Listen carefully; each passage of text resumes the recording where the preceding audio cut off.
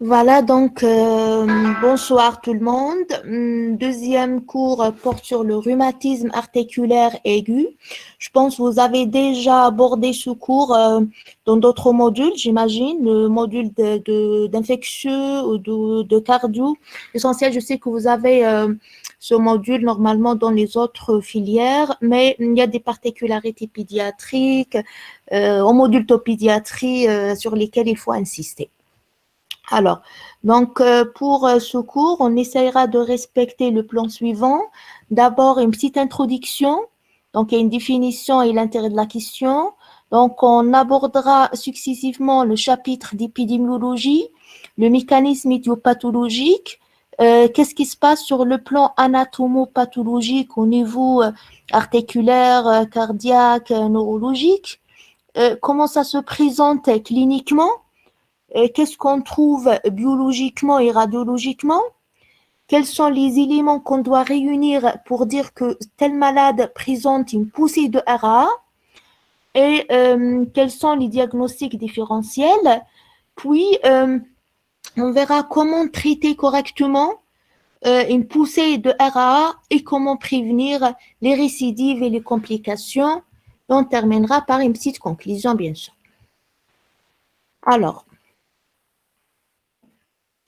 qu'est-ce qu'on veut dire par le RA?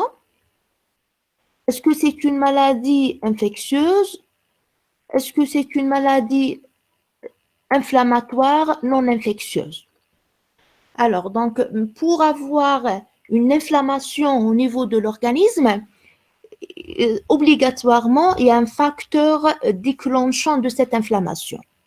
Donc, ce facteur, il peut être soit une infection, que ce soit bactérienne ou virale ou parasitaire, ou non, un facteur non infectieux, je ne sais pas moi, un désordre immunologique et une réaction auto-inflammatoire, un désordre, c'est-à-dire qui provoque l'inflammation, mais il n'est pas infectieux. Très bien. Donc, est-ce que le RA, c'est une maladie inflammatoire provoquée directement par un facteur, un agent infectieux ou non? Alors, c'est une maladie inflammatoire, mais ce n'est pas l'infection elle-même qui provoque la réaction inflammatoire responsable des manifestations du RA. Donc, l'agent responsable, c'est un désordre immunologique. Mais le désordre immunologique est provoqué par une infection. D'accord? Donc, c'est une maladie inflammatoire non suppurative. Elle survient à distance d'une infection des voies aériennes supérieures, provoquée par un germe qu'on appelle le streptocoque bêta-hémolytique du groupe A. Voilà, donc il y a l'infection d'abord. Donc cette infection, elle provoque infection du voie aérienne supérieure. Donc elle provoque une réaction inflammatoire locale au niveau de la gorge et elle provoque également un désordre immunologique au niveau sérique. Il y a la libération des antigènes au niveau sanguin qui provoque un désordre immunologique. Et ce désordre immunologique, il est responsable directement de l'inflammation qui donne le tableau clinique, biologique et radiologique de la crise du RA. Voilà, c'est pour ça qu'on dit que c'est une maladie inflammatoire. Elle n'est pas infectieuse elle-même, mais elle survient, mais elle est post-infectieuse. Voilà. Donc, elle touche pas mal de tissus, la peau, le cœur, les articulations et le système nerveux central. Et sa gravité n'est pas liée à l'atteinte cutanée, elle n'est pas liée à l'atteinte articulaire. L'atteinte neurologique, elle est rare, mais généralement, ça rentre dans l'ordre. Donc, elle est liée beaucoup plus à l'atteinte cardiaque, que ce soit à court terme ou à long terme. À court terme, elle peut mettre en jeu le pronostic vital et à long terme, elle risque de garder des séquelles. Bien. Donc, est-ce que vous trouvez que le cours de RA est vraiment indispensable pour vous et pour votre formation comme étant des futurs médecins généralistes? Bien sûr qu'il est indispensable et la preuve qu'il est programmé, je pense, à 3 reprises dans votre cursus. Et pourquoi c'est intéressant? Parce que c'est fréquent. C'est la première cause de la cardiopathie acquise chez l'enfant. Donc, pour les cardiopathies à l'âge pédiatrique, il y a des cardiopathies congénitales et il y a des cardiopathies acquises. Les cardiopathies acquises, elles sont dominées chez le grand enfant par le RA, par la cardite rhumatismale, et chez le nourrisson par la myocardite virale. Donc, sa gravité également, donc c'est une pathologie qui est grave. Et pourquoi elle est grave? Parce que à court terme, elle risque de mettre en jeu le pronostic vital et à long terme, on risque de garder des séquelles valvulaires qui donnent à un âge adulte une insuffisance cardiaque secondaire à une valvulopathie multiple. Voilà. Donc, l'intérêt primordial, l'objectif principal de ce cours, c'est de vous transmettre quelques messages donc, en matière de prévention. C'est une maladie qu'on peut prévenir. C'est-à-dire qu'on peut prévenir carrément ce qu'on appelle la prévention primaire, carrément la poussée du RAA. Et après l'installation de la première poussée de RAA, donc avec les dégâts valvulaires secondaires, on peut prévenir la récidive d'autres crises de RAA et on peut prévenir l'aggravation de la cardite rhumatismale. Voilà. Et troisièmement, on peut prévenir également la surinfection de la valvulopathie provoquée par la cardite rhumatismale et ce qu'on appelle la prévention primaire. Donc, l'objectif principal, c'est la prévention par un traitement correct de toute angine streptococcique pour éradiquer carrément la crise de RAA. Et sinon, si on n'arrive pas à l'éradiquer à 100%, au moins on minimise les conséquences par une prévention secondaire et tertiaire. Alors, est-ce qu'elle est vraiment fréquente?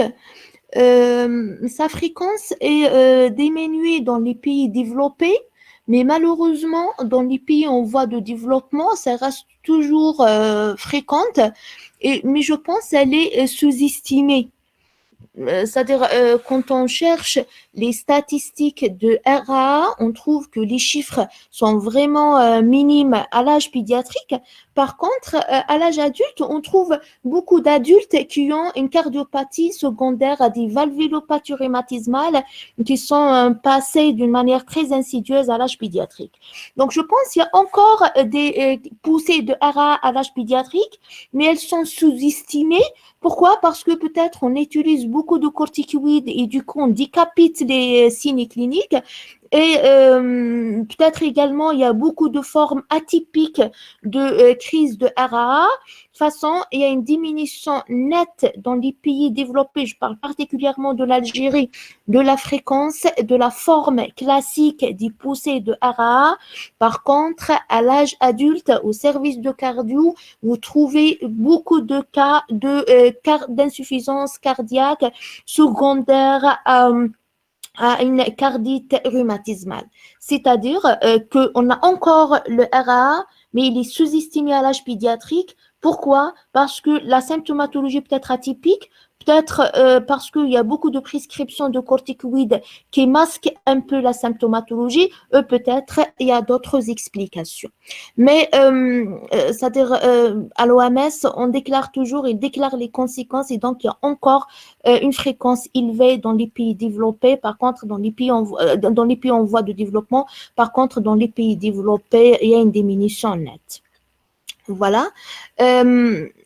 Bon, le chiffre qu'on a en 2006, c'est 2 enfants sur 100 000, 2 sur 100 000 enfants sont touchés par les poussées de RAA et 1,6 par 1000 sont touchés par une cardite rhumatismale. Donc là, c'était encore élevé. Mais actuellement, il y a une diminution de la fréquence, mais on n'a pas un chiffre national, on a quelques chiffres au loup. Voilà. Donc, elle touche tous les enfants, c'est-à-dire n'importe quelle tranche d'âge. Le pic de la fréquence se situe entre 5 ans et 15 ans Exceptionnellement, on peut l'avoir après l'âge de 25 ans ou avant l'âge de 3 ans.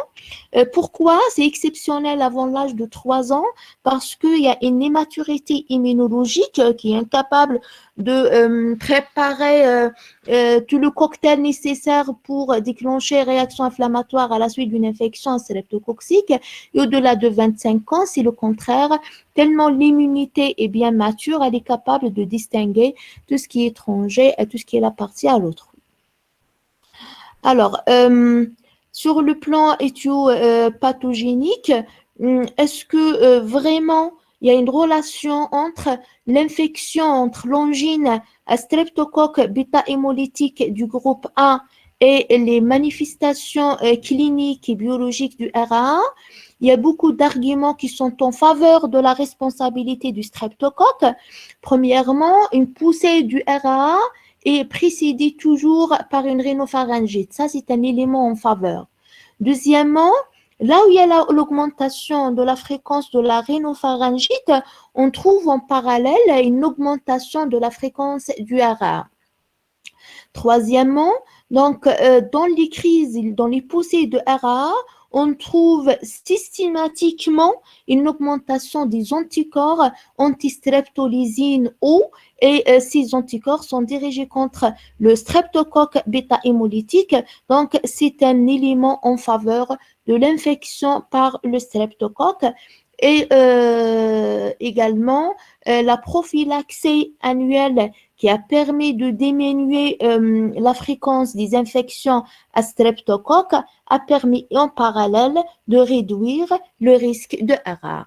Donc, tous ces éléments épidémiologiques, cliniques et biologiques ont permis de confirmer la responsabilité du streptocoque bêta-hémolytique dans l'éthiopathogénie de la crise de RA. Alors, donc, le germe responsable, on l'appelle streptocoque bêta-hémolytique du groupe A. Donc, il se voit dans 80 à 90% des cas. C'est-à-dire, dans la majorité des cas, le germe, c'est le streptocoque. On peut avoir d'autres germes, mais c'est le germe principal.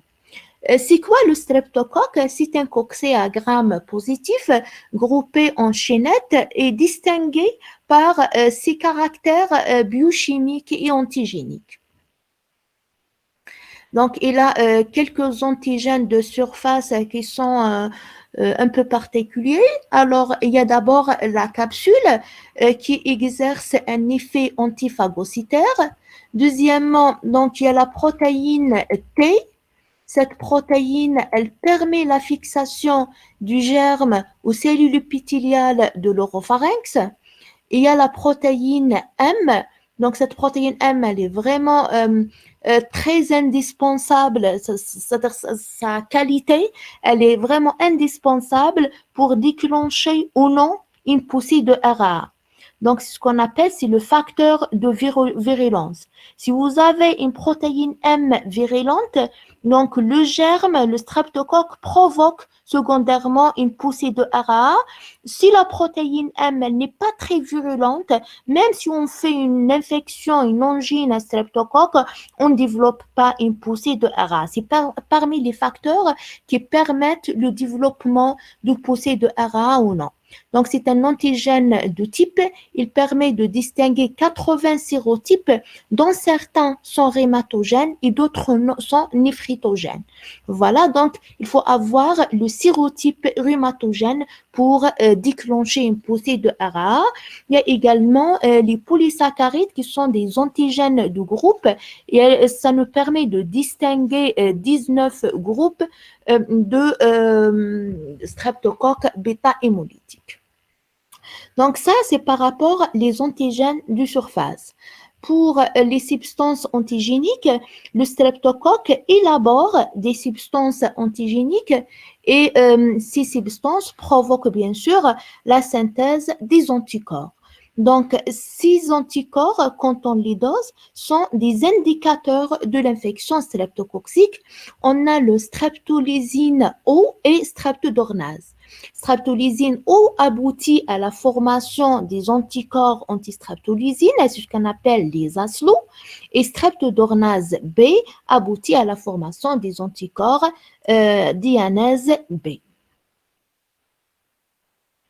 Bien. Voilà, donc ça, c'est parmi. Donc, on a abordé une petite introduction, l'intérêt de la question, donc un petit rappel épidémiologique, d'accord? Et voilà, donc, l'ithiopathogynie. Donc, on est au chapitre d'ithiopathogynie. Donc, on a parlé de l'agent causal du RA. Deuxièmement, voilà, donc les facteurs intervenant dans la survenue du RA, puis on passe à l'éthiopathogène. Voilà, donc on a tous ces facteurs, que ce soit les antigènes de surface ou les substances antigéniques. Maintenant, est-ce que toute infection, est-ce que toute angine streptococcique se complique de RA? La réponse non. Donc l'infection streptococcique ORL ne se complique de RA que dans 1 à 3% des cas. Mais pourquoi? Quels sont les facteurs qui permettent et qui interviennent pour développer c'est-à-dire cette poussée de RAA? D'abord l'âge. Donc, c'est-à-dire il faut avoir un âge qui permet cette complication, donc qui est entre 5 et 15 ans. Donc, l'âge doit être supérieur à 4 ans pour avoir une immunité permettant cette complication. Deuxièmement, la prédisposition génétique. Donc, je vous ai dit tout à l'heure que les poussées de RAA sont presque éradiquées dans les pays développés et pas encore chez nous. Donc, pourquoi? Parce que c'est vrai, ils respectent, eux, les instructions et c'est-à-dire les recommandations de la lutte contre le RAA, mais il ne faut pas oublier également qu'ils ne sont pas fortement prédisposés génétiquement. Donc, et la preuve, par exemple, en Belgique, ils ne traitent pas les angines par les antibiotiques, mais ils n'ont pas de complications de RAA. Et en plus, tout ce qui est maladie auto-immune, tout ce qui est un problème comme le diabète, la maladie cœliaque, la thyroïdite auto-immune, ils sont beaucoup plus fréquents dans le Maghreb que dans les pays occidentaux, les pays européens. Donc, il y a non seulement la prévention primaire qui est correctement appliquée chez eux, mais il y a également la prédisposition génétique.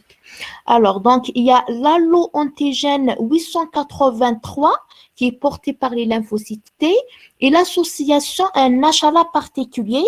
Et généralement, c'est l'HLA DR3-DR4 qui est responsable à la fois des autres maladies auto-immunes.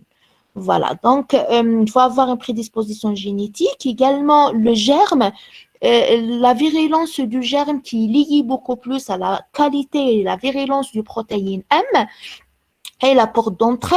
Donc, on ne peut pas avoir une poussée de RAA si on a une porte d'entrée cutanée. Donc, la porte d'entrée, elle doit être ORL. Donc, pourquoi? Parce que les richements vascularisés et ça permet la libération des antigènes streptolysine et streptodornase au niveau sanguin, et ce qui provoque la réaction immunitaire et après l'installation de la poussée de RAA. Donc, également, l'état immunitaire de l'hôte doit être c'est-à-dire bien prête pour faire ça.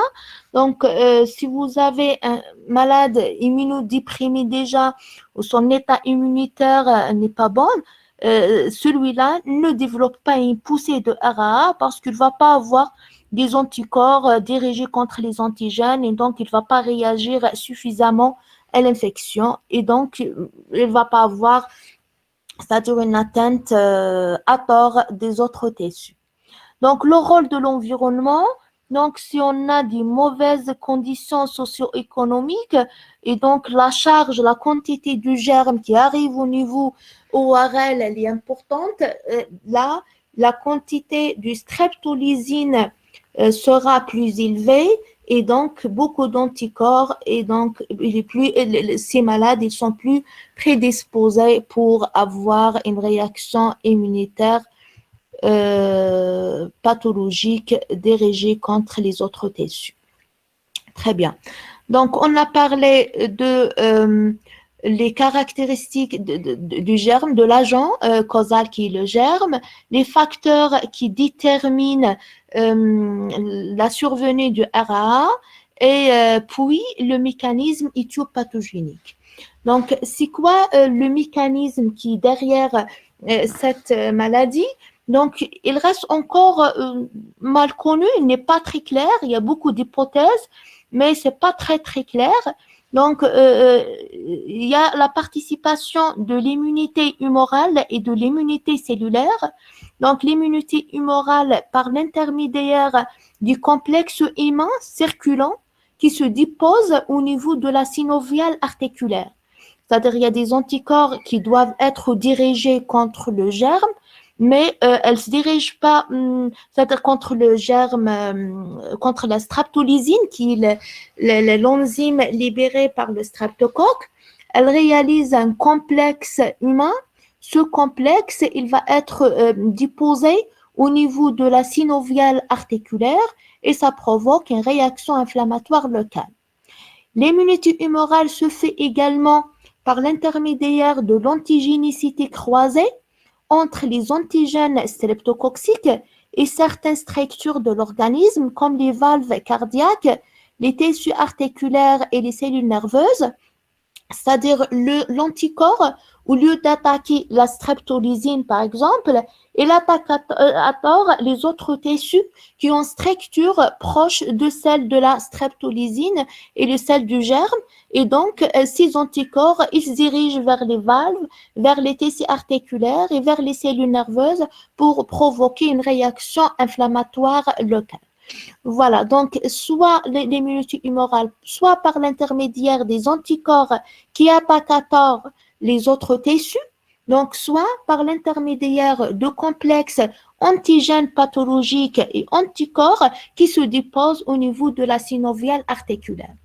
Donc, il y a également la participation de l'immunité cellulaire par l'intermédiaire des lymphocytes T cytotoxiques qui est responsable surtout de l'atteinte cardiaque. Voilà, et donc le RAA est le résultat pathologique d'une interférence entre le streptocoque bêta-hémolytique du groupe A, qui est caractérisé par ses antigènes et sa virulence, et l'hôte vivant dans un environnement favorisant avec une prédisposition génétique facilitant une réponse immunitaire inadaptée. Donc, il faut avoir, donc le RAA, c'est pathologique. Donc, mais il y a plusieurs facteurs qui interviennent. Donc, d'abord, il faut avoir un germe virulent, donc c'est-à-dire un germe virulent qui a ses particularités antigéniques. Donc, ça, c'est la première condition. La deuxième condition, donc, il faut avoir un hôte prédisposé génétiquement. Donc, il a une prédisposition génétique par rapport à cette maladie. Et troisièmement, il faut avoir un environnement favorisant. Donc, l'environnement favorisant, c'est-à-dire promiscuité, je ne sais pas moi, l'âge de l'enfant, promiscuité et en plus l'immunité. Donc, tout ça doit être réuni pour provoquer une poussée de RAA chez un enfant atteint d'angine à streptocoque. C'est pour cela on trouve que les angines streptococciques ne se compliquent de RAA que de 1 à 3%. Voilà, qu'est-ce qui se passe sur le plan anatomopathologique? Donc, il y a la phase, c'est-à-dire il y a 3 phases progressives. Premièrement, il y a la phase exudative initiale. Secondairement, on aura la phase proliférative et tertiairement, la phase finale qui est la phase régressive. Donc, pour la phase exudative, les lésions sont exudatives, c'est comme toute maladie inflammatoire. D'abord, on doit avoir un exudat Qu'est-ce qu'on veut dire par un exsudase? Donc, c'est une réaction inflammatoire provoquée par une vasodilatation avec libération des produits chimiques et l'accumulation des cellules inflammatoires au niveau de l'endroit enflammé. Voilà, donc c'est une réaction inflammatoire initiale qui se voit dans toute maladie inflammatoire. Et elle est réversible. Si on la traite à ce stade, elle est réversible. Si on la dépasse, c'est-à-dire si on ne la traite pas, donc elle passe à d'autres phases secondaires en fonction du type de la lésion. Elle n'est pas spécifique et elle est réversible. Et voilà. Donc ça, c'est pour la phase initiale. Donc par exemple, à la phase initiale du RA, on peut avoir une petite réaction au niveau de la synoviale, une petite rougeur. Voilà, donc avec exsudat des produits chimiques de l'inflammation et l'accumulation des cellules inflammatoires locaux. Si on donne un traitement immédiatement, ça rentre dans l'ordre. Si on ne donne pas un traitement immédiatement, donc ça évolue vers d'autres phases. Quelles sont ces phases? C'est la phase proliférative. Donc, les phases prolifératives secondaires, donc là, à ce stade, il y a la constitution des lésions irréversibles et spécifiques, ce qu'on appelle les nodules d'Aschoff. Donc, ces lésions, elles sont particulières, elles se voient dans la maladie, la maladie rhumatismale, dans la maladie, la cardite rhumatismale. Voilà, la troisième phase, donc il y a la phase de cicatrisation. Donc, elle aboutit à quoi? À une sclérose fibreuse et mutilante et elle est irréversible uniquement au niveau cardiaque. C'est pour ça que je vous ai dit tout à l'heure, la gravité de poussée de RA ou de la maladie rhumatismale est liée à l'atteinte cardiaque parce qu'au niveau articulaire, ça rentre dans l'ordre, également au niveau cutané et également au niveau neurologique. Donc, le seul endroit où la fibrose, elle risque de garder des séquelles, c'est au niveau valvulaire.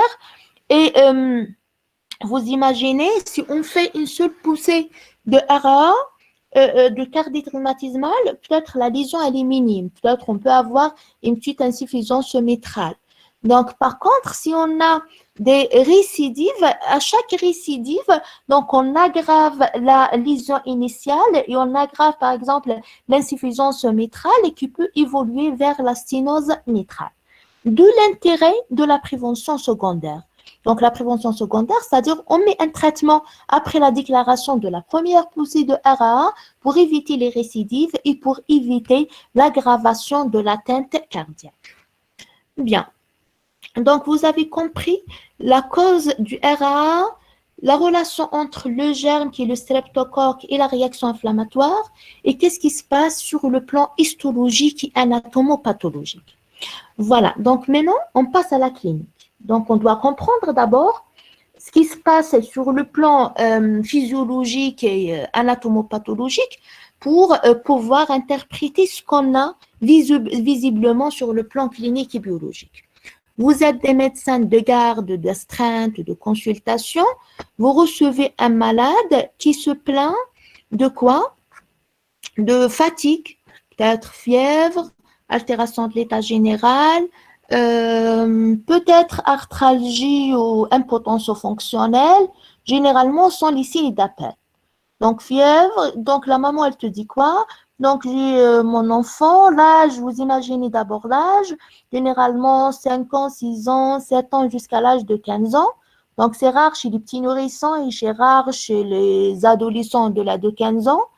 Voilà, donc un enfant, soit à l'âge primaire ou secondaire, donc qui consulte pour une fièvre, c'est un élément constant, altération de l'état général, peut-être anorexie, nausée, vomissement peut-être, asthénie et sur le plan moteur, soit des arthralgies, soit carrément une impotence fonctionnelle. Généralement, ce sont les signes d'appel. Donc, une fièvre supérieure à 39, des sueurs, tachycardie, une pâleur, asthénie, nausée, vomissement, anorexie et douleur abdominale. Bien. Donc, si vous avez ces signes, donc on peut imaginer beaucoup de choses. Donc, on cherche, est-ce qu'il y a une atteinte articulaire? Voilà, donc on pose la question On peut avoir juste des polyarthralgies qui ne sont pas spécifiques, qui se voient dans beaucoup de maladies infectieuses. Donc, rarement, on peut avoir une atteinte d'une articulation. Donc, ce n'est pas très pathognomonique. Elle se voit, mais elle peut se voir dans 10% des cas. Mais dans la plupart des cas, c'est la polyarthrite. La polyarthrite, c'est un signe très fréquent. Donc, si vous avez ce contexte infectieux général, donc associé à une polyarthrite, donc vous devez penser à une poussée de RA. Mais est-ce qu'on a le droit de penser à une poussée de RA devant n'importe quelle polyarthrite? Non. Donc, il faut d'abord étudier les caractéristiques de l'arthrite. Donc, elle doit toucher de grosses articulations au plus. C'est-à-dire, on n'évoque pas une polyarthrite devant, c'est-à-dire une arthrite qui touche que les petites articulations. C'est pas très pathognomique, c'est beaucoup plus les grosses articulations. L'atteinte des petites articulations, elle est possible, mais elle est généralement, elle n'est pas isolée. Elle est associée à une atteinte des grosses articulations. Donc, il faut avoir au moins une grosse articulation qui est touchée. Voilà. Mais généralement, plus de deux grosses articulations. Voilà. Ça, c'est la première des choses, c'est la localisation. Deuxièmement, l'inflammation. Donc, il faut avoir des signes inflammatoires. Il faut bien examiner l'articulation touchée. Donc, elle doit être timifiée. Donc, il faut toujours la comparer par rapport à l'articulation contralatérale. À l'inspection, elle est rouge. Donc, à la palpation, on la trouve chaude. Toujours, il faut mettre les mains sur les deux articulations. Donc, l'articulation atteinte, elle est plus chaude que l'autre. Donc, le périmètre articulaire est plus important par rapport à l'autre. Donc, elle est plus rouge que l'autre. Et dernièrement, elle est douloureuse. Donc, si on essaye de la bouger, de la mobiliser, on déclenche la douleur dans le côté pathologique par rapport au côté contralatéral. Bien.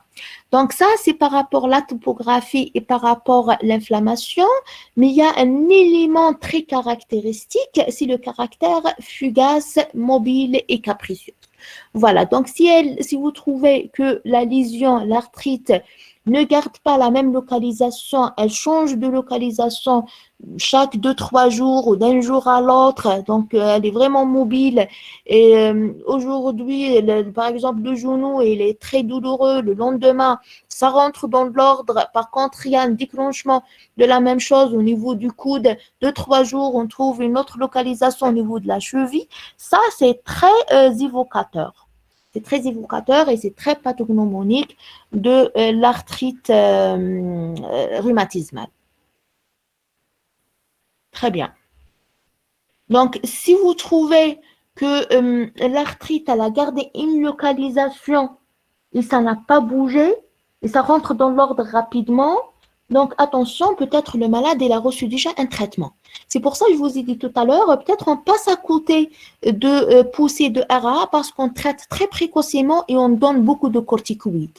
Si le malade a reçu déjà une corticothérapie ou un traitement anti-inflammatoire dès le début de l'arthralgie ou bien dès le début de l'arthrite, ça fausse un peu le tableau. C'est-à-dire on trouve une petite arthrite qui a touché juste un genou et après c'est rentré dans l'ordre, il n'y a pas d'autre localisation parce que le malade a reçu un traitement précocement. Donc là, je parle de l'évolution de l'arthrite non traitée. Bien. Donc ça, c'est pour l'atteinte articulaire. Donc, vous êtes toujours devant un enfant âgé de 5 à 15 ans. Il a un syndrome infectieux général. Il consulte. Donc, pour ça et également pour une atteinte articulaire. Voilà. Donc, on pose la question à la maman. Dès qu'on trouve l'atteinte articulaire, on doit poser la question. Est-ce qu'il n'y avait pas la notion d'angine streptococcique dans les semaines précédentes? La réponse, elle est presque toujours oui. Donc, il avait une angine, on l'a traité et peut-être pas correctement, peut-être il n'a pas terminé son traitement, peut-être, voilà, donc peut-être le traitement n'était pas adapté. Et c'est rentré dans l'ordre, ça fait 15 jours, 21 jours, un mois, et déjà ça fait quelques jours, elle a commencé à avoir ces signes Je ne sais pas est-ce que c'est une récidive de l'angine ou c'est autre chose. Voilà. Mais ce qui inquiétait les parents, généralement, quand ça récidive comme ça, une fièvre, ils renouvelent le traitement, bien, ils prennent le traitement de la pharmacie. Mais ce qui inquiète les parents, c'est l'atteinte articulaire. S'il y a une atteinte articulaire, là, ils consultent pour chercher s'il n'y a pas autre chose. Donc, ça, c'est le premier signe majeur. Le deuxième signe, c'est l'atteinte cardiaque.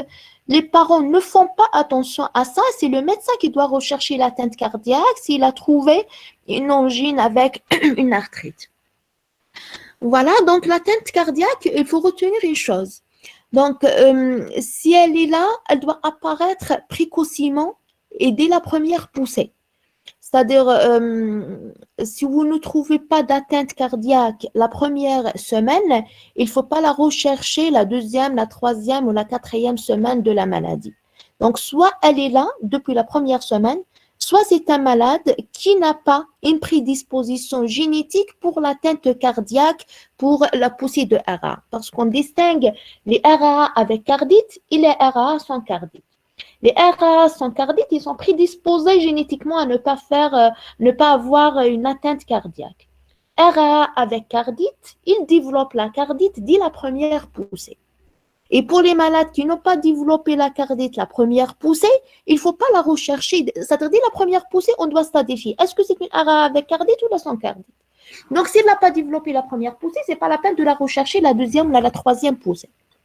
OK? Donc, l'atteinte cardiaque, elle peut être isolée et du coup, il faut toujours faire un examen cardiaque devant un malade qui présente une poussée de fièvre, un syndrome infectieux, donc une poussée de fièvre avec altération de l'état général. Et dans les antécédents, il avait déjà une angine 14 jours ou 15 jours avant. Il faut toujours bien examiner le cœur. Donc, faire un bon examen cardiaque devant n'importe quel enfant, grand enfant, petit enfant. Pardon. Donc, il faut toujours faire un bon examen cardiaque chez un enfant qui avait une angine quelques semaines et qui les a pas, et qui a présenté actuellement une fièvre.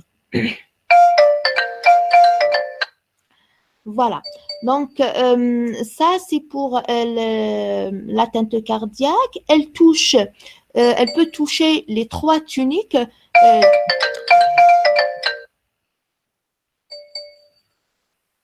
Une seconde.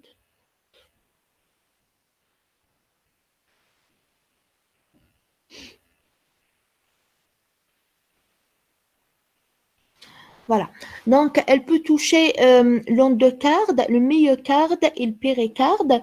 Donc, l'atteinte endocardite, c'est la plus fréquente et elle se manifeste par un souffle d'insuffisance mitrale ou d'insuffisance aortique. C'est les valves les plus touchées.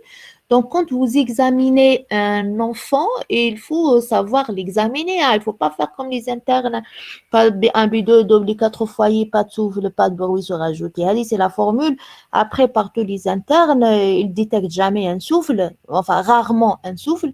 Donc, il faut apprendre à détecter le souffle de l'insuffisance mitrale et le souffle de l'insuffisance aortique.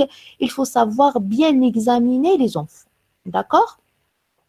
Donc, pour le souffle d'insuffisance mitrale, il est comment? Est-ce que je peux avoir quelques réponses pour tester vos connaissances? Il est fait comment? Est-ce que c'est un souffle systolique ou bien c'est un souffle diastolique? C'est un souffle systolique, oui. Et pour l'insuffisance aortique, il est diastolique. Merci.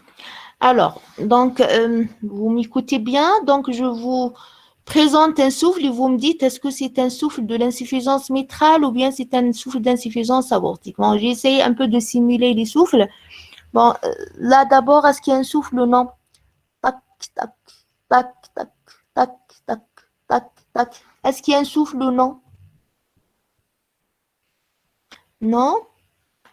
Euh, tac, tac, tac, tac, tac, tac, tac. Est-ce qu'il y a un souffle? Non? Oui. Il est systolique ou diastolique? Tac, tac, tac, tac, tac, tac, tac, tac,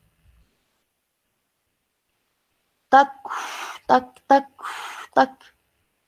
C'est un souffle systolique, désolé, il n'est pas diastolique. Donc, le souffle systolique, il est éjectionnel. Il survient entre le B1 et le B2. Donc, tac, tac, tac, tac, tac, tac. Ça, c'est un souffle diastolique. C'est un souffle, voilà, donc c'est un souffle diastolique, c'est un souffle aspiratif. Et le souffle diastolique, souffle systolique, c'est un souffle éjectionnel. D'accord? Donc, tac, tac, tac, tac, tac, tac, tac, tac, ça, il n'y a pas de souffle. Tac, tac, tac, tac, tac, tac. Il y a une éjection de quelque chose entre le B1 et le B2. Ça, c'est un souffle systolique. Tac, tac, tac, tac, tac, tac. Ça, c'est un souffle diastolique aspiratif entre le B2 et le B1. Le souffle systolique évoque, dans ce cas, une insuffisance mitrale et pour le deuxième, il évoque une insuffisance aortique. C'est-à-dire, quand je vous ai dit, il faut examiner, il faut savoir qu'est-ce qu'il faut rechercher d'abord, il faut maîtriser, il faut faire la différence entre un souffle et un bruit normal, et il faut faire la différence entre un souffle systolique et un souffle diastolique pour s'orienter. Ça, c'est le travail des cliniciens.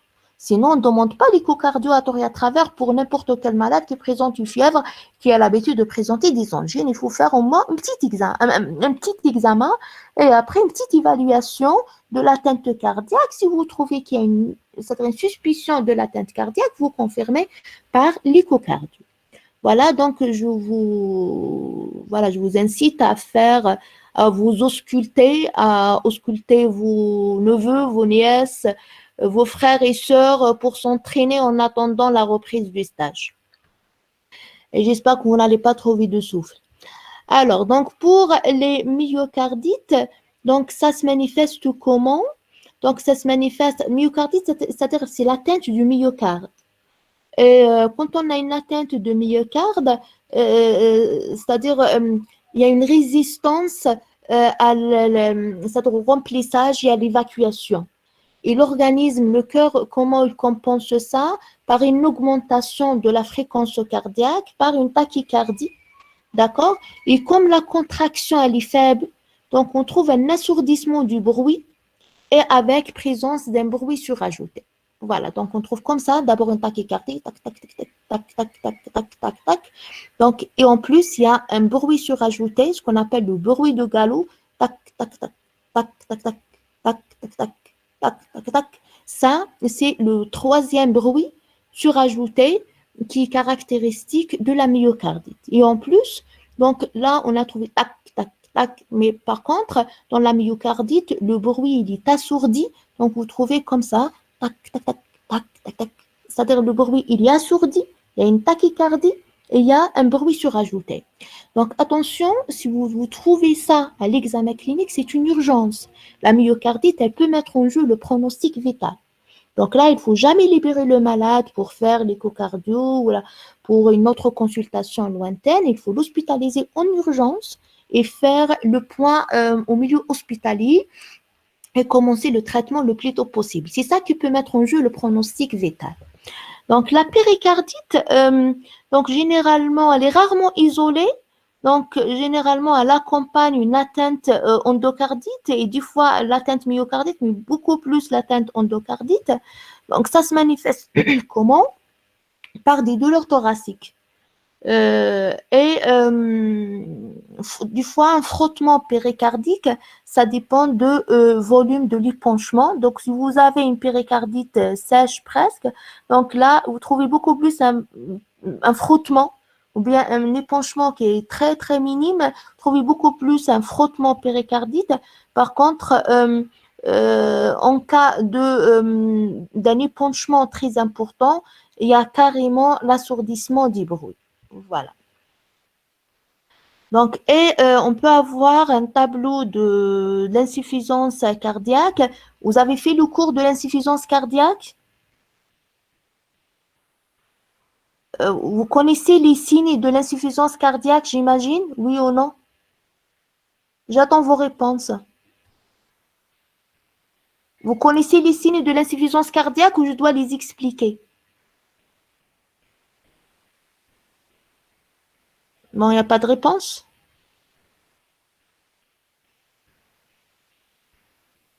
Oui ou non? Vous connaissez ou non? J'explique ou non?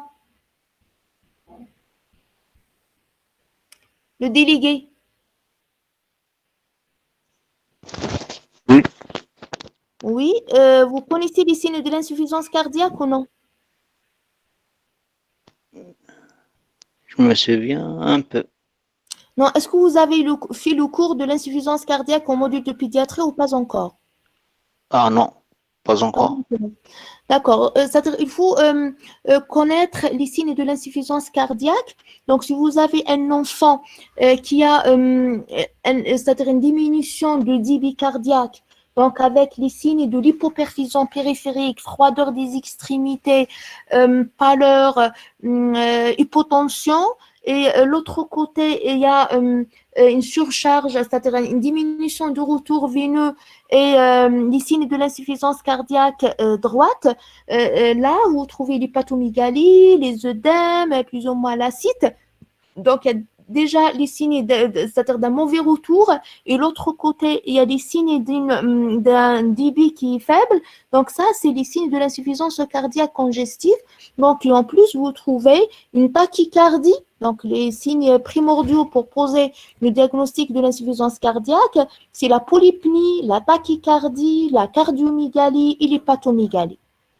Si vous avez l'association de ça, c'est-à-dire que vous êtes devant une insuffisance cardiaque, et ça souvent, si on a une insuffisance mitrale, je parle en cas de cardite rhumatismale, on peut avoir le tableau d'insuffisance cardiaque congestive si vous avez une insuffisance mitrale sévère associée à une myocardite. C'est pour ça que je vous ai dit tout à l'heure, attention, la myocardite, elle peut mettre en jeu le pronostic vital. Bien, donc devant un enfant qui présente un syndrome infectieux, aux antécédents c'est-à-dire un syndrome, je dis infection, mais ce n'est pas l'infection elle-même, c'est un syndrome inflammatoire beaucoup plus, avec dans les antécédents une atteinte, une angine dans 2-3 semaines et de 2 à 4 semaines, soit avec une polyarthrite ou sans polyarthrite, vous êtes obligé de faire un bon examen cardiaque à la recherche d'un souffle d'insuffisance mitrale, d'insuffisance aortique, à la recherche d'un bruit de galou et une tachycardie assourdissement qui évoque une myocardite, et là, je vous ai dit, c'est une urgence, ou bien il faut rechercher s'il n'y a pas des précordialgies, donc, et vous cherchez soit un frottement, soit un assourdissement du bruit. Voilà, vous devez rechercher tout ça et faire un bon examen clinique. Donc, et puis, vous devez chercher, si on n'a pas les signes de l'insuffisance cardiaque, il faut bien palper le foie, donc mesurer la flèche hépatique, mesurer l'indice cardiothoracique pour rechercher une cardiomégalie, prendre la fréquence cardiaque et la fréquence respiratoire. Donc, si vous avez l'association des 4 paramètres, tachycardie, polypnie, hépatomégalie, cardiomégalie, là, vous êtes devant une insuffisance cardiaque, vous hospitalisez les malades et généralement, la cause, c'est la myocardite et l'insuffisance. Vous examinez bien le cœur et vous complétez par la radiologie nécessaire pour prendre en charge le malade correctement et pour le sauver. OK? Voilà, donc ça c'est pour, mais avant de dire il a une hépatomégalie ou il a une cardiomégalie ou il a une tachycardie ou il a une polypnie, il faut connaître les normes. Il faut savoir quand est-ce qu'on parle de la polypnie chez l'enfant, quand est-ce qu'on parle de la tachycardie, quand est-ce qu'on parle de l'hépatomégalie, à partir de quel chiffre de la flèche hépatique, quand est-ce qu'on parle de cardiomégalie, à partir de quel chiffre de l'ICT. Donc tout ça, il faut l'apprendre pour interpréter votre examen clinique correctement et pour s'orienter vers le bon diagnostic et la bonne prise en charge. Bien. Donc, après avoir terminé l'examen, généralement, on complète toujours par radiothorax, mais pour calculer l'indice cardiothoracique. Et là, on peut classer la cardite en 3 types, une cardite légère, modérée ou sévère. Pour la cardite légère, il y a juste un souffle qui n'est pas très intense et l'indice cardio-thoracique est normal et est inférieur à 0,5, il n'y a pas de péricardite. Donc, si vous avez juste une petite insuffisance aortique ou l'insuffisance mitrale, donc sans cardiomégalie et sans péricardite, là, vous êtes devant une cardite légère. Si vous avez un souffle intense et persistant après la crise, avec une nicité cardiomégalie discrète, avec une nicité inférieure à 0,55, c'est-à-dire entre 0,50 et 0,55, là, vous êtes une cardite modérée. Si vous avez un souffle très intense, de l'insuffisance aortique et ou insuffisance mitrale, avec une cardiomégalie importante et dont l'ICT, l'indice cardiothoracique est supérieur à 0,55, là, vous êtes devant une cardite sévère. C'est-à-dire, après avoir terminé l'examen cardiaque, il faut dire est-ce que c'est une poussée de RA avec cardite ou non? Et s'il s'agit d'une cardite, est-ce que c'est une cardite légère, modérée ou sévère? Bien. Donc, après avoir recherché une atteinte articulaire et une atteinte cardiaque, donc on passe à l'atteinte cutanée. On recherche si l'enfant présente ou non des signes cutanés. Donc, il y a des signes qui sont très spécifiques, mais c'est rare, on les trouve rarement. D'ailleurs, il faut bien les rechercher. Et ils sont pathognomoniques, mais ils sont rares. Alors, donc il y a d'abord les nodosités. Donc, il y a d'abord les nodosités de sous-cutanées de Maynette. Donc, ce sont des nodules sous-cutanés fermes, d'accord, indolores et sans signe inflammatoire. Si on ne les cherche pas, on ne les trouve pas. Donc, il faut bien les chercher pour les trouver. Sont des nodules qui sont indolores. Bon, ça, j'aime pas trop. Voilà, donc ils sont fermes et elles siègent sur les tendons des grosses articulations. Donc, il faut bien examiner les tendons des grosses articulations pour les rechercher. Mais si on ne les recherche pas, ça ne gêne pas et ça fait pas mal et donc on peut passer à côté. Pour l'érythème marginé de Besnier, ce sont soit des macules ou des papules, c'est-à-dire soit sont des lésions plates, soit un peu surélevées. La couleur, elle est rouge violacée et elle n'est pas prérigineuse, c'est face à la vitropression et elle siège sur le tronc et la racine du membre. Là également, si on ne les cherche pas, on ne les trouve pas parce que c'est pas douloureux, c'est pas prérigineux. Donc, et si vous avez une suspicion de RAA, il faut bien examiner le tronc. Il faut bien examiner les racines du membre pour rechercher soit des macules, soit des papules rouges violacées. Voilà. Donc, pour l'atteinte neurologique, donc là, je vais essayer de vous trouver, pardon, les photos. Peut-être ça vous oriente un peu mieux.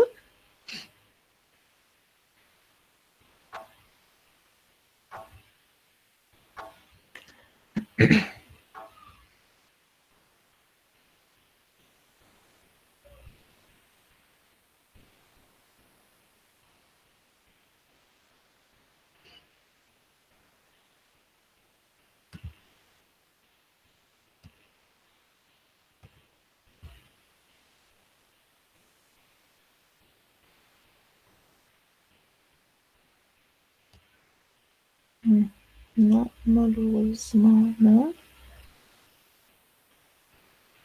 Non, malheureusement, ça n'existe pas. Voilà, je vais les chercher après, je vous envoie ça par mail. Bien, donc ça c'est pour voilà l'atteinte cutanée. Donc je vous ai dit que il faut il faut bien rechercher ces lésions pour les trouver.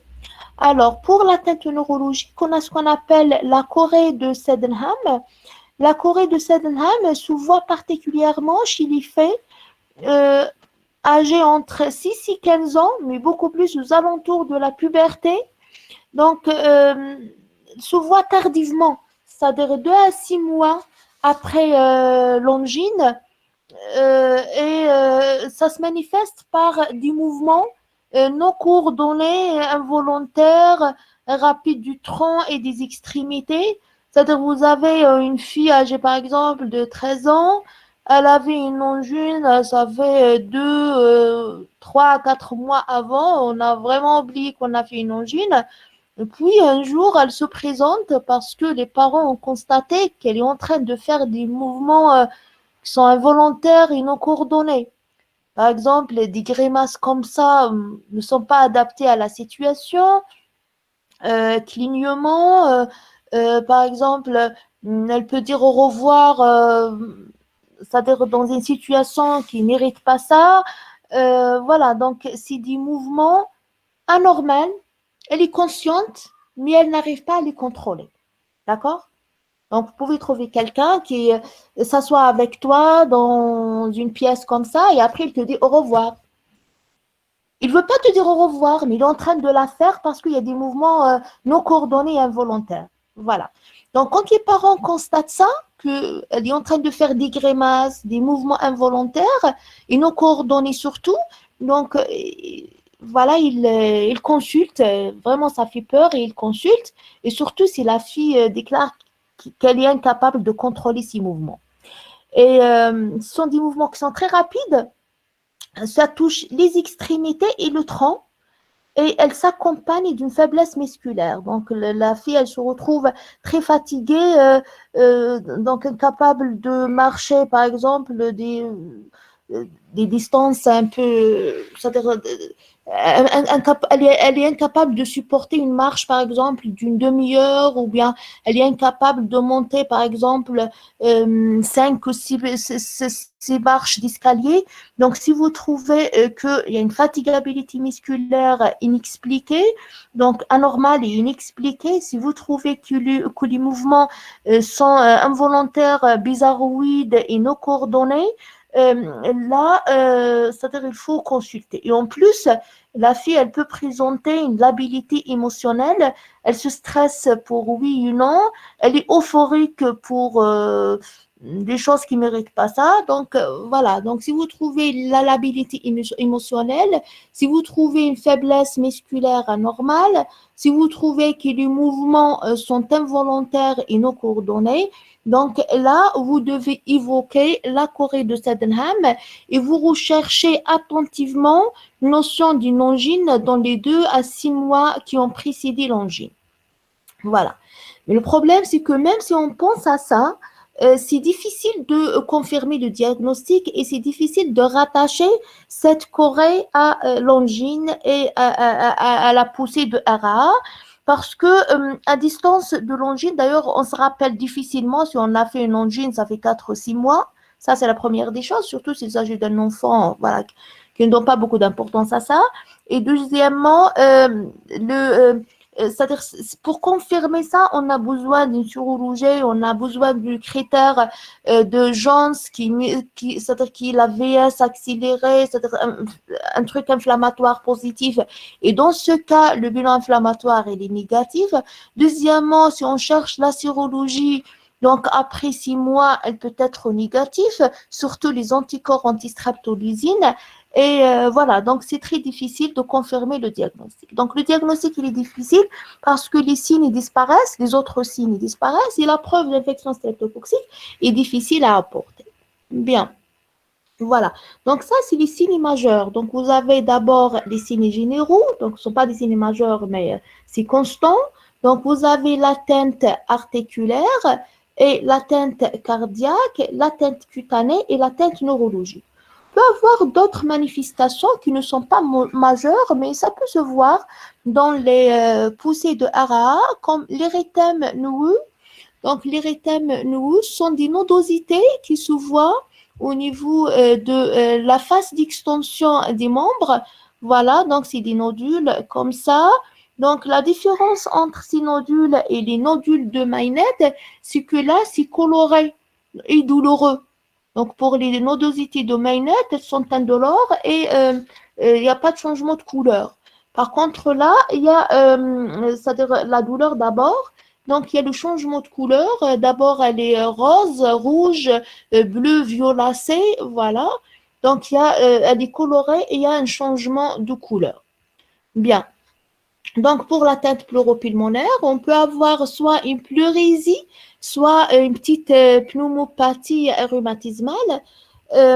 Voilà, donc il y a des germes streptococciques donc, au niveau de la gorge qui risquent de donner à la fois une poussée de RAA et une poussée de GNA, de glomérulonéphrite aiguë. Je vous ai dit tout à l'heure qu'il y a des souches néphritogènes et des souches rhumatogènes et on peut avoir une souche à la fois rhumatogène et néphritogène. Bien, donc vous avez toujours devant cet enfant qui se présente pour un syndrome général et plus ou moins une atteinte articulaire. Vous avez recherché les caractéristiques de l'arthrite. Vous êtes des bons médecins, vous avez bien examiné et interprété votre examen cardiaque. Vous avez cherché bien les signes cutanés. Et là, vous devez demander un bilan. Donc, quand on demande un bilan, on doit chercher, on doit demander qu'est-ce qu'on doit chercher. Voilà, donc il faut savoir demander un bilan inflammatoire et la preuve d'infection streptococcique. Le bilan inflammatoire, il comporte la VS et la CRP. La VS, pour parler de RAA, elle doit être supérieure à 50 mm la première heure et la CRP positive. Ce sont des signes qui ne sont pas spécifiques, c'est-à-dire on peut les trouver dans n'importe quelle infection et dans n'importe quelle inflammation. Mais ils sont, c'est des signes constants. C'est-à-dire on n'a pas le droit de dire qu'on a une poussée de RAA alors que le bilan inflammatoire est négatif. Sauf si on a une chorée de Sydenham qui survient à distance ou bien une cardite insidieuse. Dans ces cas, donc la CRP, le bilan inflammatoire, il peut être négatif. Sinon, si on a une suspicion de cardite avec une polyarthrite, une cardite, un bilan inflammatoire ou infectieux général, donc si on trouve que ce bilan est négatif, on élimine d'emblée la poussée de RA. La preuve d'infection streptococcique, donc on doit prouver que l'enfant a fait une infection streptococcique, ça fait quelques semaines, quelques jours ou quelques semaines. Pour la prouver, on doit faire un prélèvement de la gorge. Donc, on doit faire un petit prélèvement de la gorge avec l'écouvillon. Donc, puis l'étude cytobactériologique, il est rarement positif parce que la poussée de RAA survient à distance de l'infection. Et deuxièmement, donc on peut faire également un test d'identification rapide, c'est-à-dire un écouvillon ou un petit prélèvement de la gorge. Puis, c'est comme la chimie des urines, une petite réaction pour voir est-ce que ça change ou ça ne change pas. C'est comme la chimie des urines, si ça change, c'est-à-dire que l'enfant est porteur de strepto, si ça ne change pas. Donc, l'enfant ne porte pas de streptocoque au niveau de sa gorge. Donc, c'est un test rapide. Par contre, pour le premier, on doit envoyer le prélèvement au laboratoire de bactériaux pour chercher le germe. Voilà la différence entre les deux. Mais l'intérêt, c'est de rechercher le germe au niveau de la gorge et souvent négatif parce que on fait le prélèvement à distance de l'infection ORL. Donc, ce qui est souvent positif, c'est la sérologie, c'est-à-dire c'est la recherche des anticorps qui sont provoqués par la libération des enzymes par le germe. Donc, qu'est-ce qu'on a? On a les anticorps anti-streptolysine O et on a les anticorps anti-streptodornase. Donc, la différence entre les deux, c'est que les anticorps anti-streptolysine, donc, c'est-à-dire on les trouve 7 à 10 jours après l'angine. Dès la deuxième semaine, on peut trouver les ASLO, donc, et on les considère comme élevés si le taux est supérieur à 400 en Algérie. Donc, on a des chiffres, nous, en Algérie, c'est 400. Si vous trouvez que le taux il est faible, on doit refaire le bilan dans 15 jours, 10 à 15 jours d'intervalle. Pourquoi? Parce que on peut avoir, par exemple, un taux faible parce qu'il n'y a pas encore une bonne production des anticorps. Puis, dans 10 à 15 jours, il y a la montée du taux des anticorps et ça prouve l'infection. Si on trouve que le taux est stable ou bien au contraire, il y a une réduction, là, ça nous permet d'éliminer, c'est-à-dire une infection, la preuve d'infection streptococcique. À distance, on ne pratique pas les ASLO parce que les aslos apparaissent 7 à 10 jours, mais disparaissent rapidement, ça ne dépasse pas les 2 mois. Donc, c'est les anticorps anti-strep d'ornase qui apparaissent tardivement et disparaissent tardivement. Donc, on les dose dans le cas de la chorée de Sydenham ou bien dans les cardites insidieuses. Pourquoi? Parce que la cinétique, elle est plus longue que celle des aslos. Bien, donc ça, sur le plan biologique, sur le plan radiologique, qu'est-ce qu'on doit demander? Le CG, pourquoi le CG?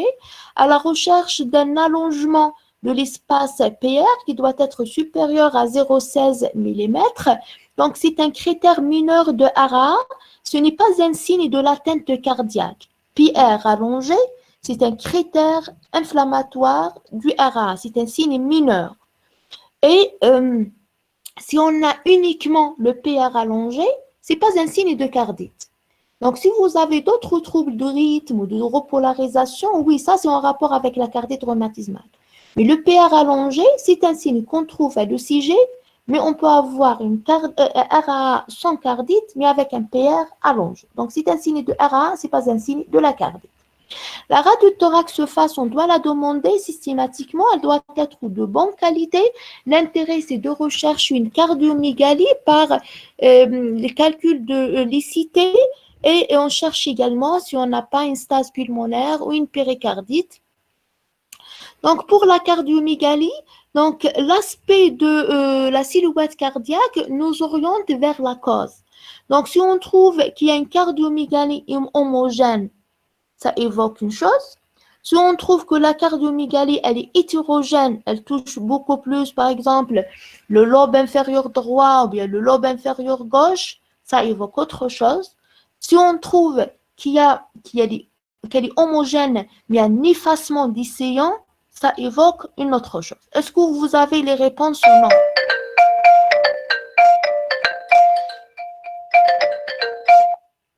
Donc, est-ce que vous avez des réponses ou non? Donc, quand est-ce qu'on trouve une cardiomygalie homogène?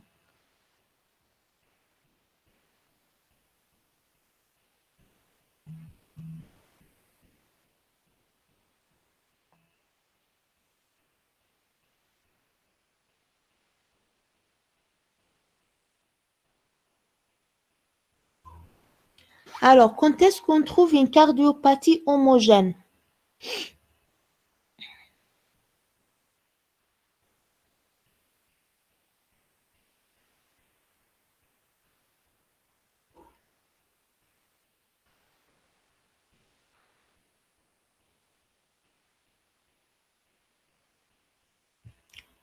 Oh, pardon, j'ai perdu le...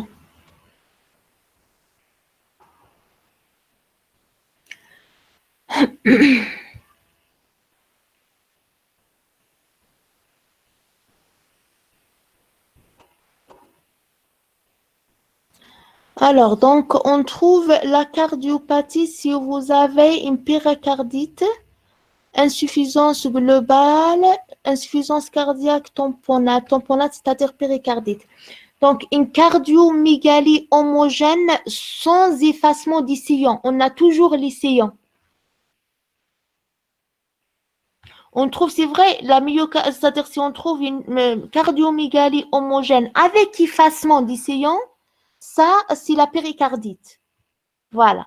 Donc, si on trouve une cardiomygalie homogène sans effacer les sillons, avec le respect des sillons, ça évoque quoi? Ça évoque une myocardite. D'accord? Donc, si vous avez une cardiomygalie hétérogène, ça évoque quoi? Cardiopathie hétérogène, ça évoque une valvulopathie. Pourquoi une valvulopathie? Parce que vous pouvez avoir une insuffisance cardiaque, hypertrophie par exemple de ventricule gauche, hypertrophie du ventricule droit, ça dépend du ventricule gauche ou bien une atteinte de l'oreillette gauche, ça dépend de la localisation de la valvulopathie. Donc, cardiomygalie hétérogène, valvulopathie, cardiomygalie homogène avec respect des sillons, c'est myocardite, avec effacement des sillons, c'est une péricardite. Bien. Donc, ça, c'est pour la radiothorax. Deuxièmement, l'échocardio, il permet de confirmer le diagnostic, soit de l'endocardite, soit de la de la myocardite. Alors, donc, comment confirmer le diagnostic positif de la première poussée de RAA? Il faut réunir les critères de Jones révisés en 1992. Donc, d'abord, il faut confirmer l'infection streptococcique. La preuve de l'infection streptococcique, elle est indispensable. On la confirme comment? Soit par une culture ou frottis de la gorge au test rapide positif, soit par un taux croissant, donc soit un taux des anticorps antistreptococciques qui est positif, ça fait élevé supérieur à 400, ou bien croissant, et ça s'élève au bout de 10 jours. Voilà, donc ça, c'est pour la preuve d'infection streptococcique. En plus de ça, on doit avoir soit deux critères majeurs, soit un critère majeur et deux critères mineurs. Quels sont les critères majeurs?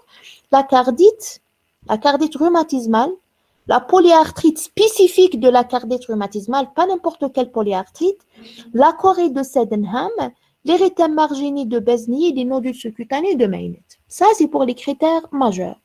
Pour les critères mineurs, donc, sont des signes qui ne sont pas spécifiques, mais sont constants. Donc, la fièvre, les arthralgies, la biologie bilan inflammatoire positif avec VS supérieur à 50 mm la première heure et CRP positif. Et à l'ECG, on trouve un PR allongé, un espace PR allongé. Bien.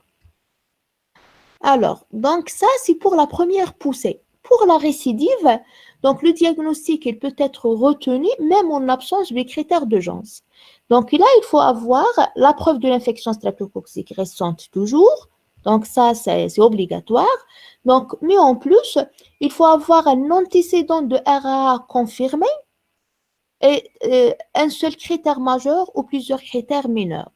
C'est-à-dire la différence entre la récidive et la première poussée de RAA. Donc, pour la preuve d'infection streptococcique, elle est obligatoire pour les deux.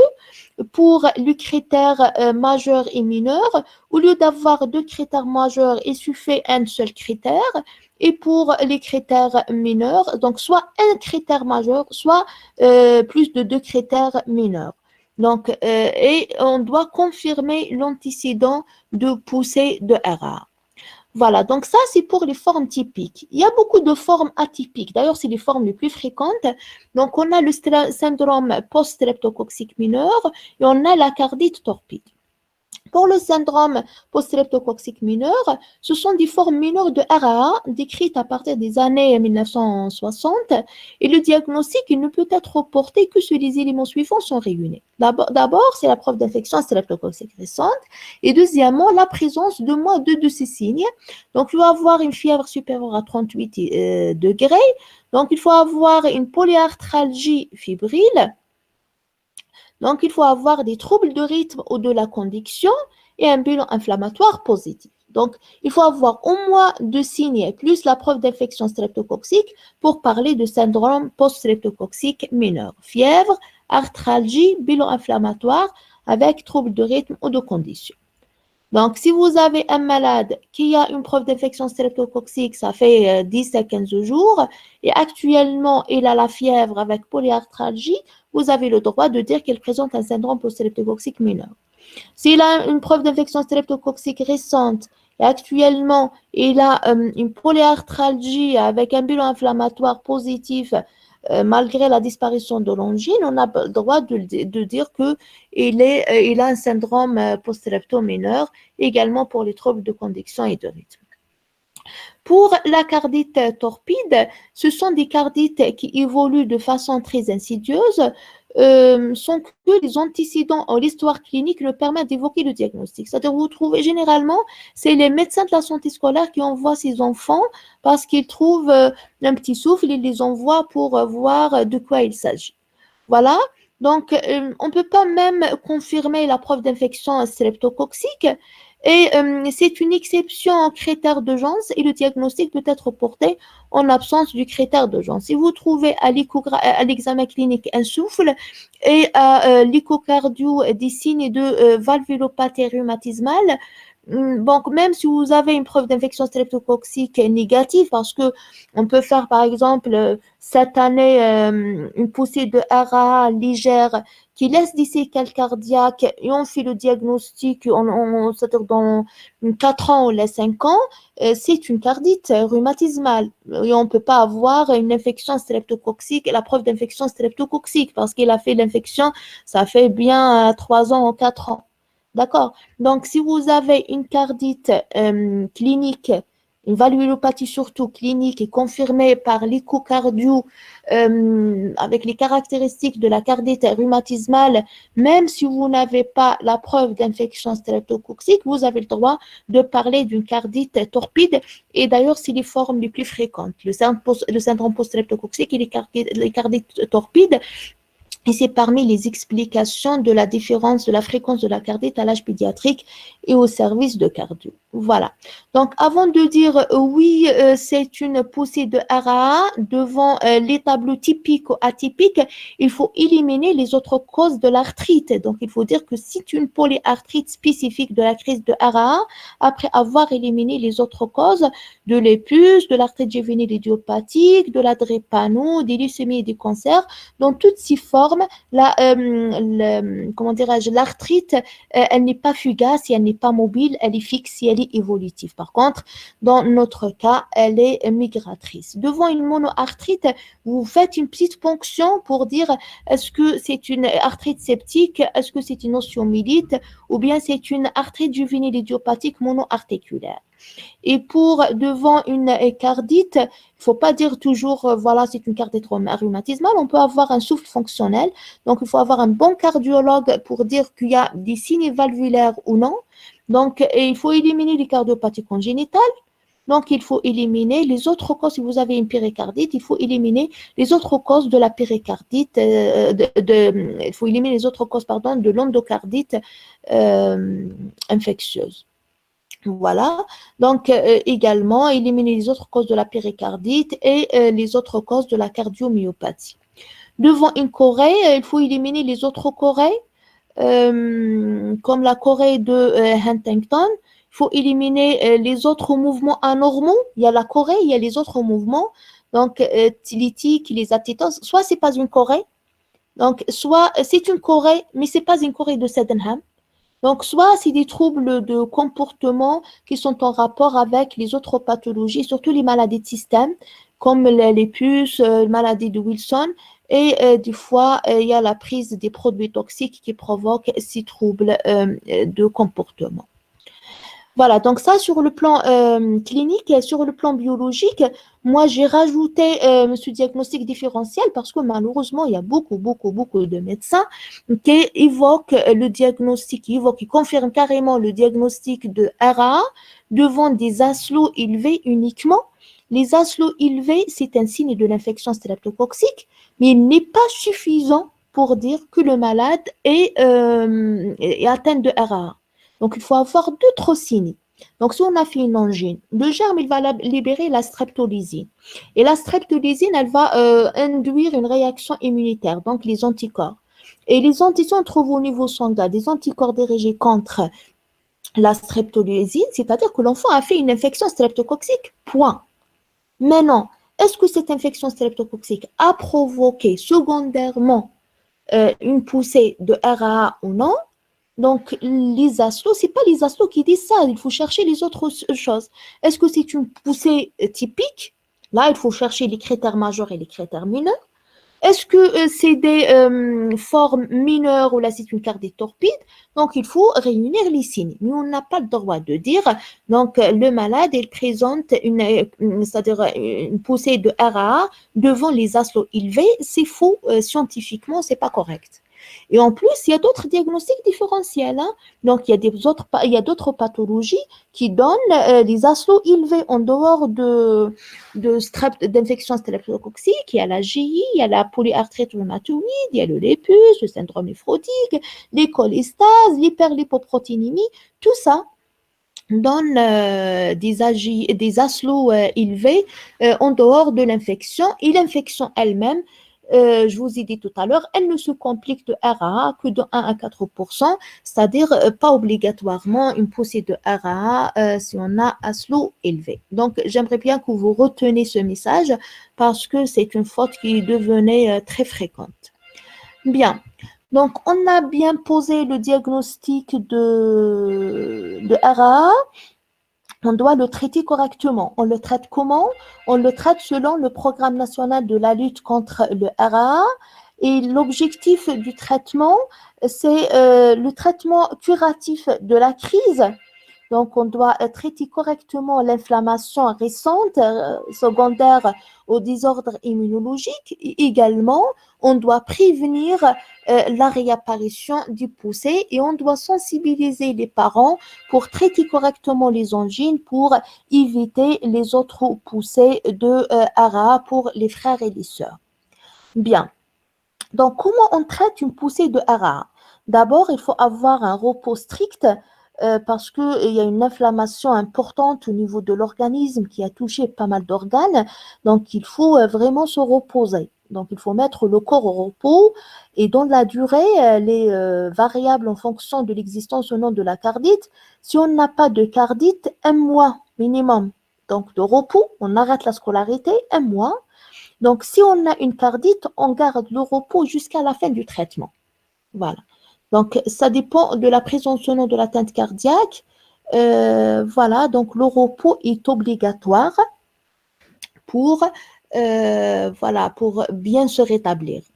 Donc, maintenant, pour le traitement médical, on doit traiter même abusivement une infection rhinopharyngée. C'est vrai, on l'a fait, ça fait 2-3 semaines, mais on doit mettre quand même un traitement. S'il reste quelques germes, on doit les traiter. Donc, soit on fait une seule injection de l'extensiline, benzalkylbenzyle pénicilline, en intramusculaire, soit on donne le traitement par voie orale. Donc, l'injection de l'extensiline, elle se fait à raison de 0,6 millions d'unités internationales si le poids est inférieur à 30 kg et 1,2 million si le poids est supérieur ou égal à 30 kg. Une seule injection et c'est bon. Ça, c'est pour traiter une éventuelle infection rhinopharyngée persistante. Donc, si vous avez une contre-indication à la voie EM ou si l'enfant refuse, voilà, on donne la Pinivé par voie orale et la dose, elle est de 50 000 jusqu'à 100 000 unités par kilo par jour par voie orale en 3 prises pendant 10 jours. Donc, si on a une résistance, une allergie à la pénicilline, donc on donne macrolide à raison de 30 à 40 mg par kilo par jour pendant 8 à 10 jours. Voilà. Donc ça, c'est pour traiter, même abusivement, une éventuelle infection rhinopharyngée persistante. Donc, le traitement primordial de la poussée de RA, c'est le traitement anti-inflammatoire, parce que je vous ai dit tout à l'heure, c'est une maladie inflammatoire. Donc, on donne quoi? On donne le prednisone, ce sont des comprimés dosés à 5 mg. La posologie, elle est de 2 mg par kilo par jour en 2 prises. Au milieu des repas, sont dépassés 80 mg par jour. Voilà. Donc, on donne ce traitement durant combien? Ça, c'est la dose du traitement d'attaque. Pendant 2 semaines, si on n'a pas de cardite, et 3 semaines, si on a une cardite. Ça, c'est la dose initiale. Puis, on dégrade, c'est-à-dire on n'arrête pas brutalement la corticothérapie, on doit dégraisser progressivement. Donc, on dégraisse progressivement pour l'arrêter au bout de 6 semaines. Si on a une crise de RA sans cardite ou une cardite légère, au bout de 7 semaines, si on a une cardite modérée, et au bout de 9 semaines, si on a une cardite sévère. Ça, c'est la durée de la digression de la corticothérapie. Donc, on dégraisse progressivement pour arrêter définitivement au bout de 6 semaines ou 7 ou 9 semaines en fonction de la présence et la gravité de la cardite. Donc, en plus de la corticothérapie, on doit rajouter un régime sans sel et pauvre en glucides. Ça, c'est le traitement adjuvant pour éviter les effets secondaires de la cortico. Régime sans sel et pauvre en glucides, la vitamine D3 et le calcium. Donc, on doit bien surveiller le traitement parce que ça risque de déclencher une intolérance au glucose ou un diabète, une hypertension artérielle, un ulcère gastrique ou un aspicuchingoïde. Donc, il faut bien surveiller la glycémie, la tension artérielle. Et si on a des épigastralgies, on peut mettre un pansement gastrique. Donc ça, c'est pour le traitement primordial anti-inflammatoire. Il y a également un traitement complémentaire en fonction du dégât de la poussée de Hara. Si on a une insuffisance cardiaque confirmée avec cardiomégalie, hépatomégalie, tachycardie, polypnie, donc on doit mettre un traitement de l'insuffisance cardiaque. Ce n'est pas le traitement anti-inflammatoire qui va régler le problème. Donc on va mettre un diurétique et un vasodilatateur. On peut rajouter un bêta-bloquant ou bien un digitalique en fonction de l'indication si on n'a pas de contre-indication. Donc, si vous n'avez pas de contre-indication digitalique ou bien au bêta-bloquant, vous devez les rajouter pour traiter, par exemple, je ne sais pas moi, trouble de rythme, insuffisance cardiaque qui ne répond pas à ce traitement.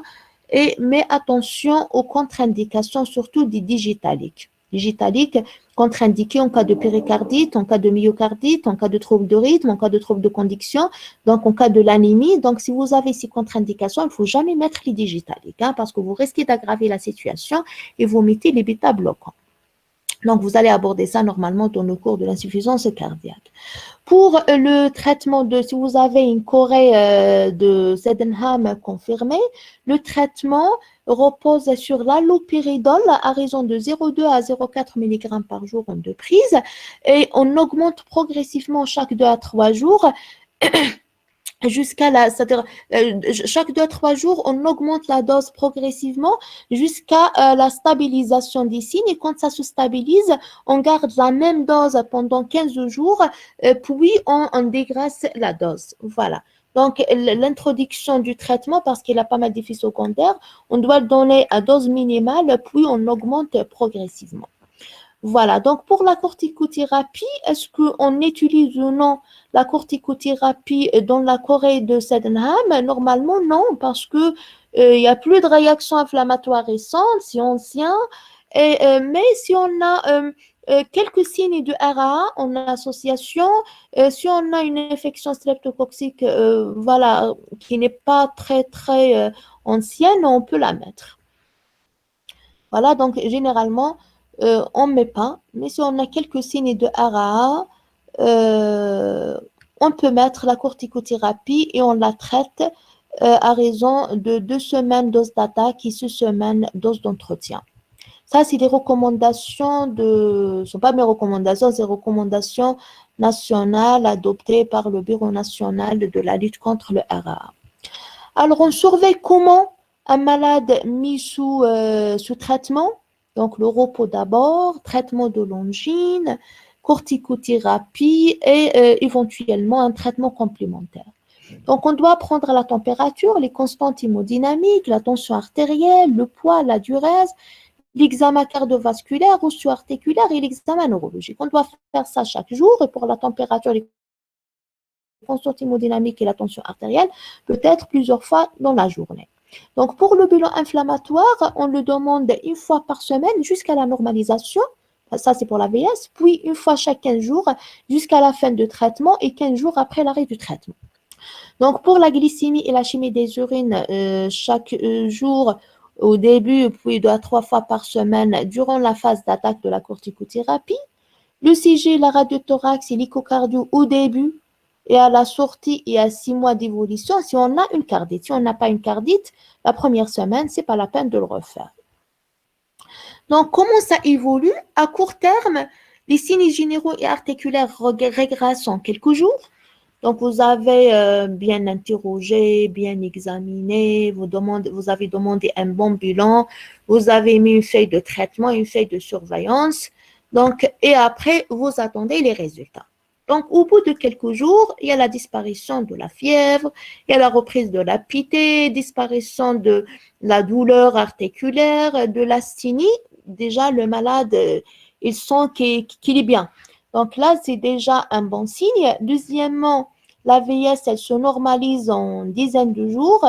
Et sur le plan cardiaque, si vous avez une péricardite, elle régresse rapidement sans séquelles. Vous trouvez déjà qu'il y a diminution de la douleur puis disparition, et radiologiquement et à l'échocardio, donc vous trouvez que ça rentre dans l'ordre très rapidement. C'est pour ça on la considère comme étant un signe mineur, c'est-à-dire comme étant une cardite légère. Donc, si vous avez une cardite péricardite isolée, c'est une cardite légère, même si elle est de grande abondance, parce que ça rentre dans l'ordre sans séquelles. Si vous avez une myocardite, ça régresse également sans séquelles majeures, mais on peut avoir des troubles de rythme ou une petite cardiomégalie. Le problème de la myocardite, c'est à court terme. Elle peut mettre en jeu le pronostic vital à court terme.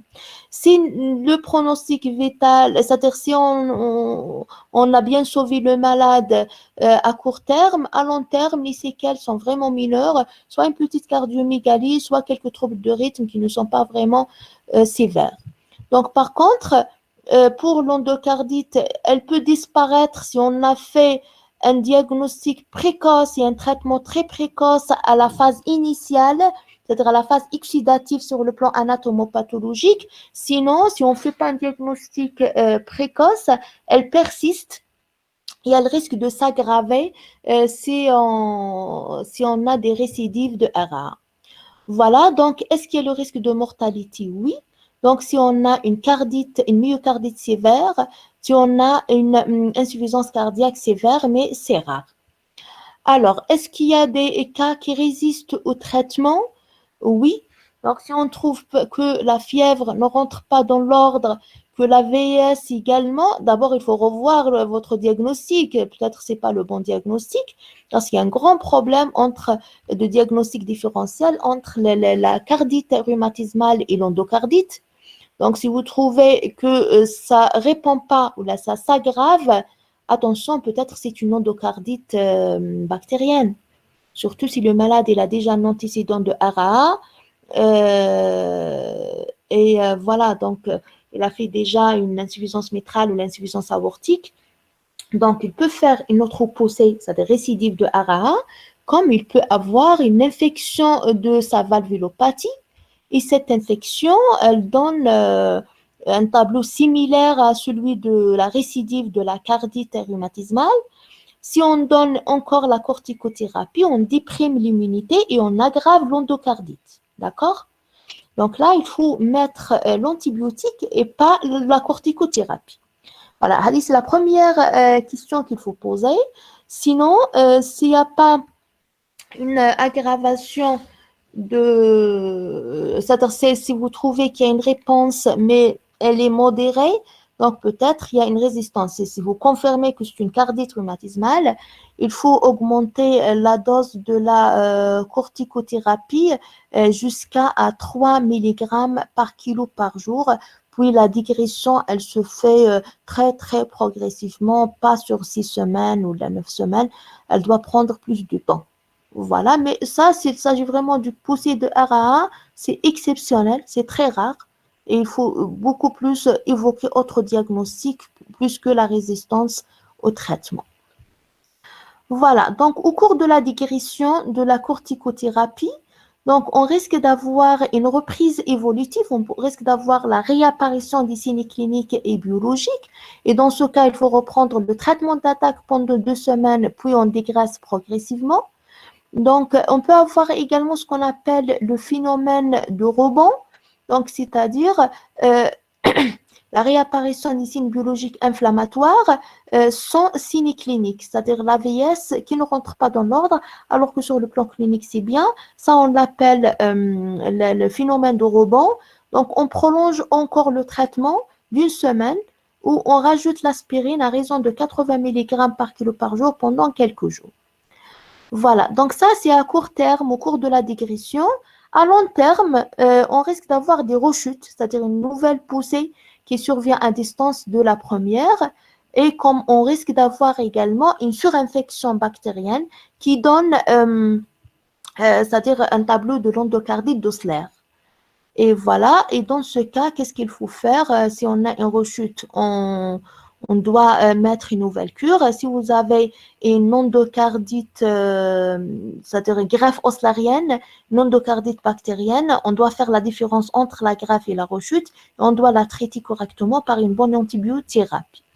Voilà, on risque d'avoir également des séquelles de l'insuffisance aortique, insuffisance mitrale, ou aggravation de la valvulopathie vers une maladie mitrale.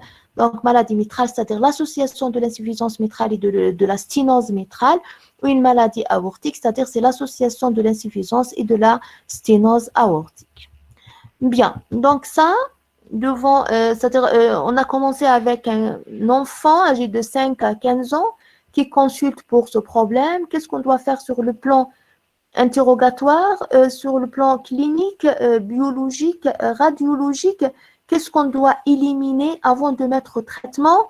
Comment mettre le traitement? Quelles sont les doses? Comment on doit surveiller le traitement?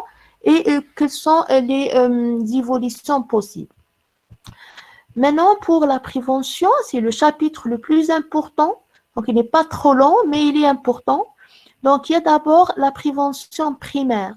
Donc, prévention primaire, donc, on doit faire, nous les médecins, une sensibilisation de la population générale de l'intérêt de traiter correctement une angine streptococcique chez les enfants âgés plus de 4 ans. Donc, c'est-à-dire tout le monde doit être au courant de l'intérêt d'un traitement correct des angines streptococciques. Quand je parle d'un traitement correct, c'est-à-dire la bonne antibiothérapie et la durée nécessaire, parce que la plupart des parents arrêtent l'antibiothérapie après la disparition des premiers signes, et ça, c'est pas bon. Voilà. Donc, comment traiter une angine streptococcique? Par une seule injection de l'extensiline par voie intramusculaire à raison de 0,6 millions unités internationales s'il pèse moins de 30 kg et 1,2 million unités s'il pèse plus de 30 kg. Là, je parle du traitement de l'angine chez un enfant qui n'a pas encore le RA. Il n'a jamais développé une crise de RA pour éviter l'installation d'une poussée de RA. Donc, si on n'a pas s'il y a une contre-indication à la voie intramusculaire, on donne la pénivé par voie orale pendant 10 jours. S'il y a une allergie à la pénie, on donne les rétromycines pendant 8 à 10 jours. Et on doit éduquer l'enfant et sa famille du risque de l'angine non au maltraité. C'est-à-dire là aux urgences pédiatriques ou bien pour les parents des enfants déjà malades, on doit les éduquer de l'intérêt de traiter correctement angine et le risque de ne pas traiter les angines. Il faut faire également des sensibilisations à la radio, voilà, donc des journées de sensibilisation pour ça. Donc ça, c'est pour la population générale. La prévention secondaire, elle n'est pas adressée à la population générale, elle est adressée aux enfants qui ont fait déjà une poussée de RA. Et notre intérêt, c'est quoi? C'est de prévenir les récidives pour ne pas aggraver l'atteinte cardiaque initiale. Et qu'est-ce qu'on doit dire? On doit éduquer l'enfant et sa famille, et on doit donner un traitement. C'est quoi le traitement qu'on doit donner? L'extensiline, c'est la benzéthylbenzylpénicilline. Donc, si on n'a pas de contre-indication, on le donne une fois chaque 21 jours en intramusculaire, 0,6 ou 1,2 en fonction du poids de l'enfant. Et voilà, donc ça, c'est-à-dire c'est le traitement de première intention. Si on a une cardite rhumatismale grave, si on a une contre-indication à la voie intramusculaire, donc on donne le traitement par voie orale. Donc à raison de, c'est pas la même dose que le traitement curatif, ça c'est la dose préventive. Voilà, donc on donne la Pinivé. Voilà, donc à raison de 5 millions unités, à raison pardon, de 500 000 unités par jour en 2 prises, si l'enfant pèse moins de 30 kg, et 1 million par jour si l'enfant pèse plus de 30 kg. Voilà, et les rétromycines, si on a une allergie à la pénicilline, à raison de 200 mg par jour en 2 prises par os. Donc, je vous ai dit que c'est la dose préventive, pas la dose curative. Voilà. La durée de ce traitement, ça dépend de la gravité de la cardite. Si vous avez RA sans cardite ou bien juste une chorée de Sydenham, on donne une prévention de 5 ans. Donc, si on a RA avec cardite sans séquelles, il y a une cardite mais il n'y a pas de séquelles, on donne au moins 10 ans. Et si vous avez RA avec cardite séculaire ou cardite opérée, Donc, au moins 10 ans après la dernière poussée, ou bien au minimum jusqu'à l'âge de 40 ans, voire à vie. Donc, il y a beaucoup de fonctions du contexte. Et même là, donc minimum jusqu'à 21 ans, minimum jusqu'à 25 ans et là, minimum jusqu'à 40 ans. Bien. Donc, ça, c'est pour la prévention secondaire. La prévention tertiaire, on essaye d'éviter la surinfection bactérienne. Elle est adressée aux gens qui ont fait une poussée de RA avec cardite siquillaire. Donc, pour éviter la surinfection de la valvulopathie, donc il faut faire, pardon, il faut respecter la prévention nécessaire, c'est-à-dire il y a une antibiothérapie qu'on doit mettre avant et après n'importe quel geste, ORL ou autre, qui risque de provoquer une surinfection de la valvulopathie. Normalement, vous devez l'aborder dans le cours d'endocardite. Voilà. Et ça se voit si on a une cardite, une valvulopathie séculaire. Voilà, je n'ai pas détaillé le protocole de l'antibiothérapie préventif de la cardite rhumatismale parce que je sais que vous avez un cours bien détaillé sur ça. Bien. Alors, en conclusion, le RA, c'est une maladie à déclaration obligatoire. Donc, il faut la déclarer dès que vous constatez que le malade a réuni tous les critères de diagnostic. Donc, c'est une pathologie qui peut être grave parce qu'il y a le risque de complications cardiaques qui peut mettre en jeu le pronostic vital et qui peut laisser des séquelles très graves sur le plan cardiaque. Et donc, mon objectif et le message que je veux vous transmettre, il faut donner beaucoup d'intérêt à la prévention primaire. Donc, il faut bien sensibiliser les gens de l'intérêt de traitement correct d'angine bactérienne. Je ne parle pas d'angine virale.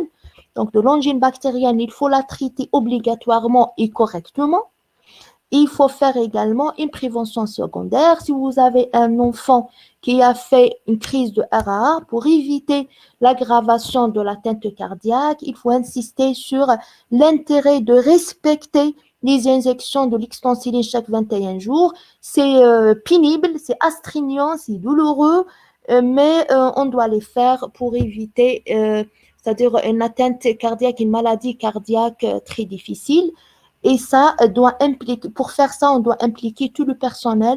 Voilà, donc normalement les épidémiologues, les pédiatres, les gens bénévoles comme vous, actifs, doivent faire ça pour, c'est-à-dire éduquer la population générale et également les médecins de l'intérêt de traiter correctement, mais pas abusivement. On ne donne pas l'extensiline pour tout le monde. Pour des aslos élevés, sont d'autres critères. Et on ne doit pas donner un traitement antibiotique pour les angines virales. Ça, c'est pas bien. Mais en même temps, on ne doit pas, c'est-à-dire passer à côté d'une angine pulsacée. On ne doit pas, c'est-à-dire arrêter, par exemple, l'extensiline à tort et à travers. Il faut respecter le protocole. Merci de votre attention et si vous avez quelques questions, je suis à votre écoute.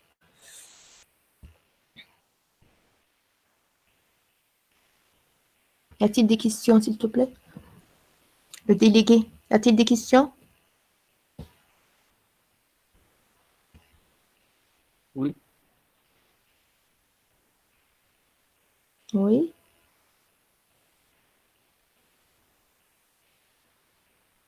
Bon, moi, je n'ai rien reçu. Non, il y a une question en bas. Il y a quelques questions? Ah, d'accord. Alors, docteur, ce protocole, c'est pour la forme typique et atypique et la forme mineure. Vous parlez, c'est Suède. Alors, vous parlez de protocole de thérapeutique, c'est ça? Vous pouvez prendre la parole, Suède?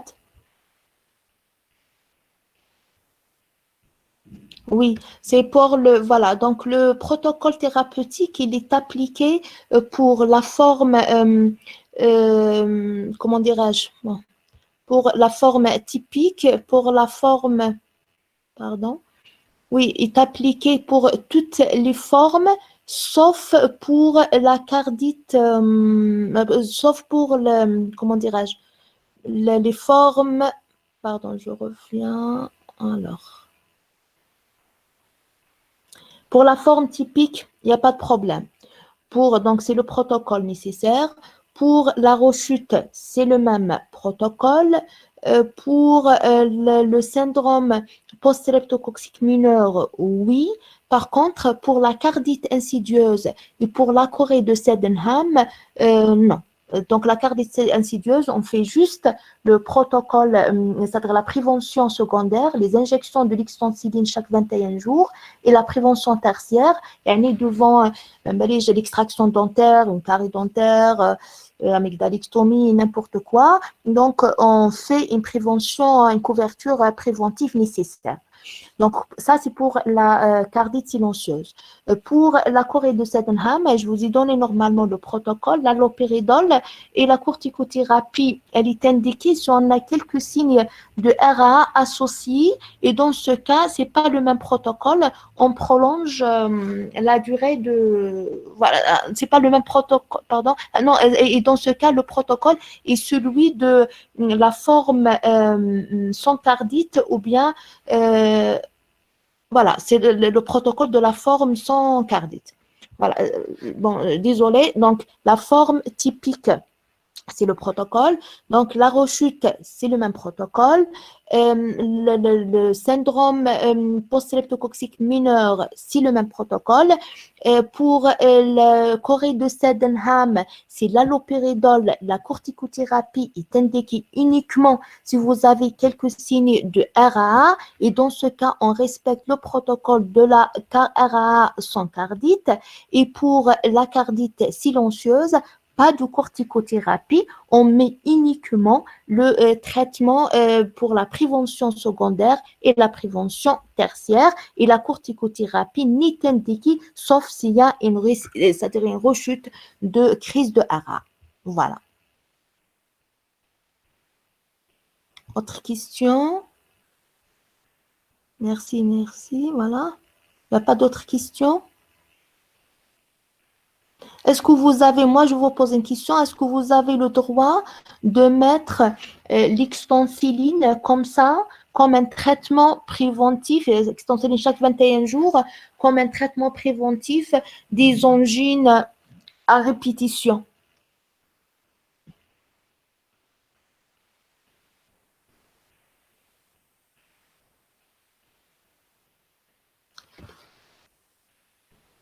Slow positif, mais on n'a pas ni le syndrome post-streptococcique mineur, ni les formes typiques. Est-ce qu'on met ou non? Non, non. Voilà, donc il n'y a pas d'indication. Si vous avez une angine récidivante inquiétante, d'abord il faut chercher la cause. Donc il faut chercher si l'enfant n'a pas un déficit immunitaire, par exemple. Donc il faut confirmer que ce sont des angines cultacées, infectieuses, c'est pas allergique. Ça, c'est la première des choses. C'est pas viral. Parce qu'il y a des enfants qui sont allergiques, qui font beaucoup de rhinopharyngite. Donc d'abord, est-ce que l'enfant n'est pas allergique et est-ce que ce n'est pas un signe de l'allergie? Deuxièmement, est-ce que c'est des angines cultacées ou non? Troisièmement, est-ce que l'enfant, s'il s'agit des angines vraiment cultacées, est-ce qu'il ne s'agit pas d'un déficit immunitaire? Est-ce qu'il ne s'agit pas d'une maladie auto-inflammatoire qui provoque ça? Donc, il faut bien chercher la cause. Si vous trouvez qu'il y a une cause à traiter, on traite, on ne met pas l'extensiline, on traite la cause de cette angine. Donc, si vous trouvez qu'il a, par exemple, un problème organique, il y a une hypertrophie chronique des angines avec beaucoup de cryptes, donc là, on peut indiquer l'amygdalectomie, mais pas l'extensiline. C'est-à-dire l'extensiline, selon le protocole national, il n'a pas d'indication pour traiter l'angine récidivante si on n'a pas un syndrome post-streptococcique mineur et si on n'a pas les autres signes c'est-à-dire les autres critères de Jones. J'ai posé la question, j'ai répondu, il n'y a aucune réaction de votre part. Moi, je pose une autre question. Je te réponds après avoir posé ma question. Alors,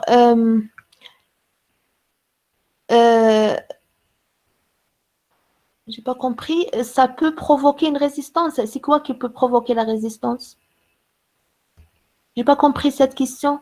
Ça peut provoquer une résistance, c'est-à-dire toujours Souad Mohra. Il y a deux personnes ou trois qui sont en train de réagir. J'espère que les autres n'ont pas quitté le cours. Oui, Souad, qu'est-ce que vous voulez dire par ta question? J'ai pas compris.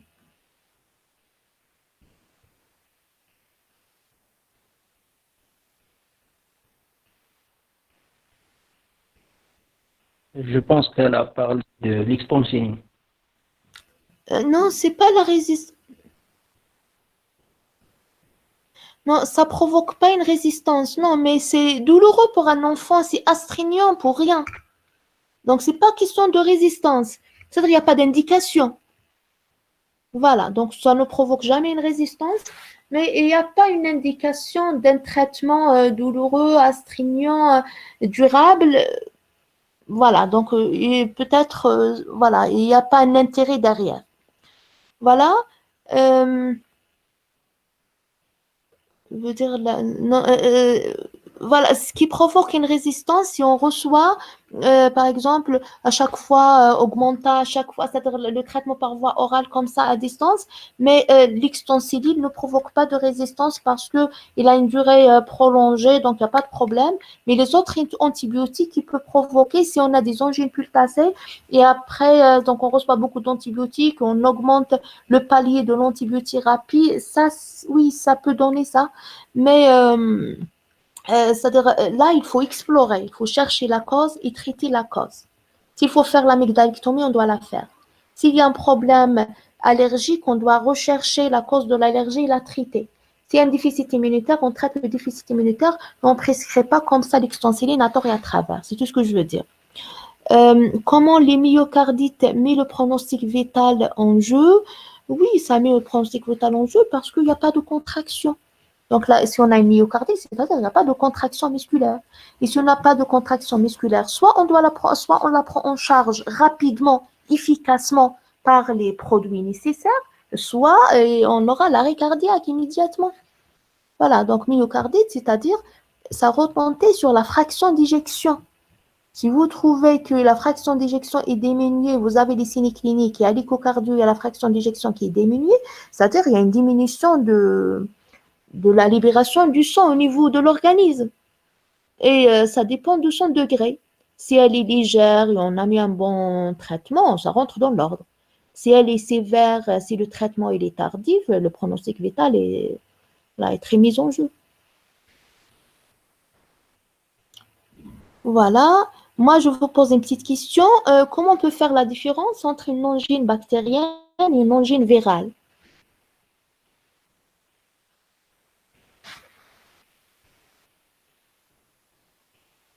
Hein?